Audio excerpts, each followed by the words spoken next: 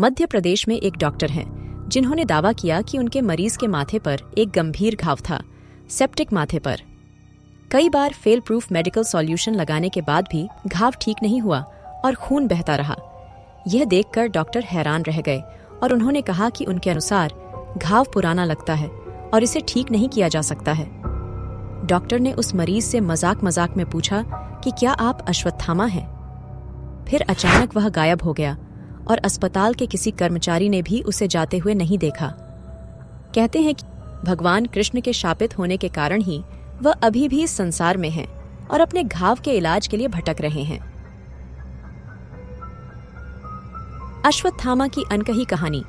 महाकाव्य महाभारत में अश्वत्थामा एक ऐसा पात्र है जिसकी कहानी दुखद और सम्मोहक दोनों है। वह कौरवों और पांडवों के धनुर्विद्या के शाही शिक्षक द्रोणाचार्य के पुत्र हैं। अश्वत्थामा की कहानी वफादारी, प्रतिशोध और उसके कार्यों के परिणामों में से एक है।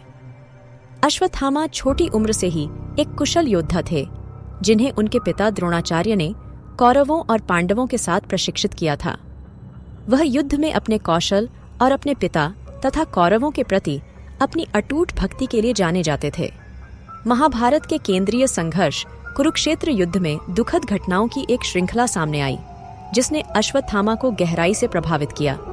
युद्ध के दौरान वह कौरवों की ओर से वीरतापूर्वक लड़े। हालांकि जैसे जैसे लड़ाई आगे बढ़ी, उन्होंने अपने कई साथियों और प्रियजनों की मृत्यु देखी।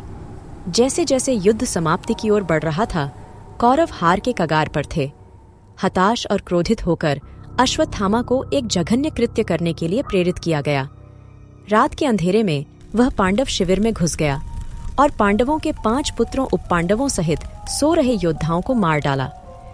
भगवान कृष्ण ने अश्वत्थामा के नरसंहार की खोज की। जवाब में उन्होंने अश्वत्थामा को पीढ़ा और अमरता का जीवन जीने का श्राप दिया और उसे ऐसे घावों के साथ पृथ्वी पर भटकने की निंदा की जो कभी ठीक नहीं होंगे। यह श्राप अश्वत्थामा के अनुचित कार्यों और उससे हुई अपार हानि की सजा थी। इसके बाद अश्वत्थामा का जीवन दुख और अपराध की कहानी बन गया। वह अपने कर्मों और शापित अस्तित्व से परेशान होकर एक प्रेतवाधित व्यक्ति के रूप में दुनिया भर में घूमता रहा।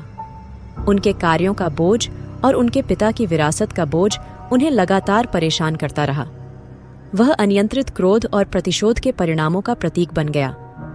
अश्वत्थामा की कहानी क्रोध की विनाशकारी शक्ति और कुछ कार्यों की अपरिवर्तनीय प्रकृति के बारे में एक सतर्क कहानी के रूप में कार्य करती है। यह मानवीय भावनाओं की जटिलता और बड़े संघर्ष के समय में भी व्यक्तियों द्वारा चुने गए विकल्पों पर भी प्रकाश डालता है।